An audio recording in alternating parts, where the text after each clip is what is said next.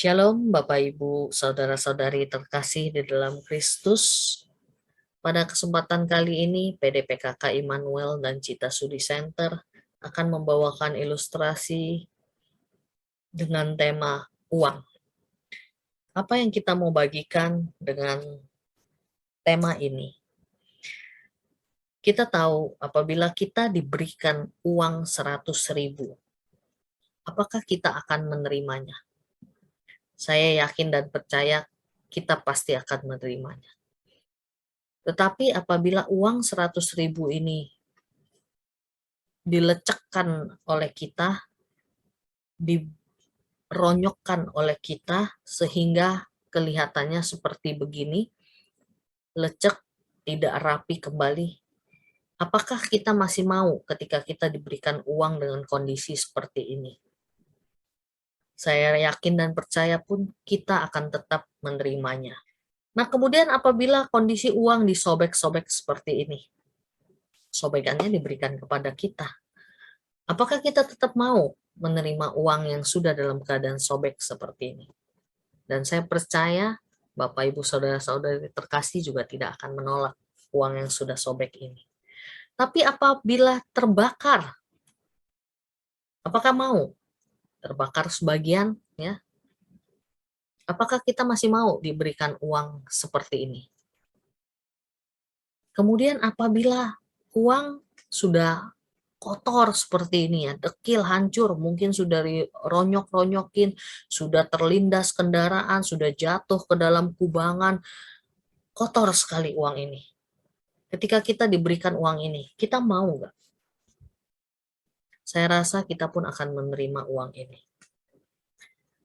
Dari ilustrasi ini saya ingin mengajak kita melihat kenapa sebetulnya uang dalam keadaan lecek, ronyok, sobek, terbakar, kotor, dekil, apapun keadaan kondisi uang itu, ketika kita diberikan, kita masih mau menerimanya.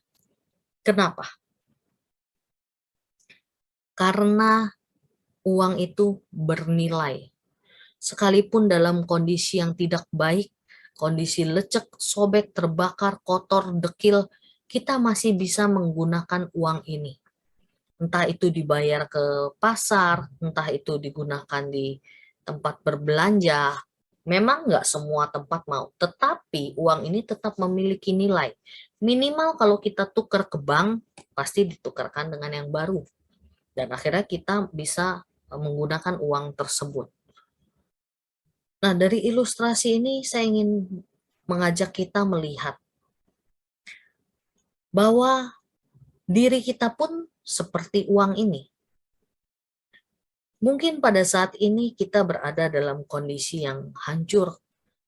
Kita melihat bagaimanapun kondisi kita, sekotor apapun kita, sebesar apapun dosa yang telah kita lakukan, mungkin kita seringkali mengecewakan Tuhan, bahkan mungkin kita pernah menghujat Tuhan, kita pernah marah kepada Tuhan, apapun dosa yang sudah kita lakukan, Tuhan tidak pernah menolak ketika kita bertobat dan mau berpaling kepada Dia. Kenapa? Karena kita semua berharga di mata Tuhan. Seperti yang dikatakan Yesaya 43 ayatnya keempat. Oleh karena engkau berharga di mataku dan mulia, dan aku ini mengasihi engkau, maka aku memberikan manusia sebagai gantimu dan bangsa-bangsa sebagai ganti nyawamu. Kita semua adalah makhluk yang berharga. Allah sungguh mengasihi kita semua. Oleh sebab itu, kita jangan pernah merasa ragu untuk datang kepada Tuhan. Apapun kesalahan yang sudah kita lakukan, Tuhan tetap akan mengampuni kita apabila kita sungguh mau bertobat dan berpaling kepada Tuhan. Tuhan sungguh senantiasa menanti kita. Dia senantiasa mengetuk pintu hati kita, agar kita mau membuka hati kita, agar Tuhan bisa masuk ke dalam kehidupan kita. dan memulihkan kehidupan kita. Dia akan mengampuni setiap dari kita, karena kita semua berharga di mata Tuhan. Di dalam Wahyu 3 ayat 20 dikatakan, "Lihat, aku berdiri di muka pintu dan mengetuk. Jikalau ada orang yang mendengar suaraku dan membukakan pintu, aku akan masuk, mendapatkannya, dan aku makan bersama-sama dengan dia, dan dia bersama-sama dengan aku." Oleh sebab itu, pada saat ini, Tuhan sudah mengetuk pintu hati kita. Marilah kita mau membuka hati kita. Kita mau tinggalkan setiap dosa kesalahan yang kita lakukan dan mulai hidup bersama dengan Tuhan. Jangan pernah ragu, karena Allah sungguh mengasihi kita semua. Kita semua sungguh berharga di mata Tuhan. Tuhan Yesus memberkati.